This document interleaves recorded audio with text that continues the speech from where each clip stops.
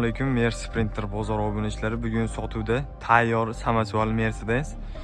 Videoning davomida narxlarni, ma'lumotini aytib o'tamiz. Video boshlanmasdan like, podpiska tugmasini bosib qo'ying. Mashina yili 1989-yilda ishlab chiqarilgan. Rama qismlari, salon qismlari tayyor, akkuratniy mashina. Motori 602, rullari gidravlika. 6 ta balon yangi qo'yilgan. Oldi qismlari tayyor mashina. Mashina kamchiliklari yo'q, olib minishga tayyor mashina sotilyapti.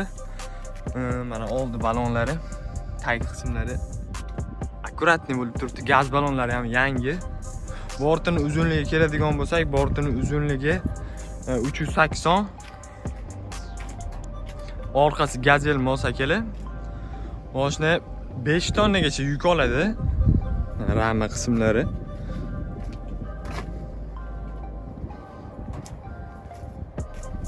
Mashina umuman kamchiligi yo'q, olib minishga tayyor. Mashina kelib puliga keladigan bo'lsak, puli 9000 oz-moz kami bor. Batafsil ma'lumotlarni telefonda olishingiz mumkin. Motorida yo boshqa joyda umuman kamchiliklari yo'q.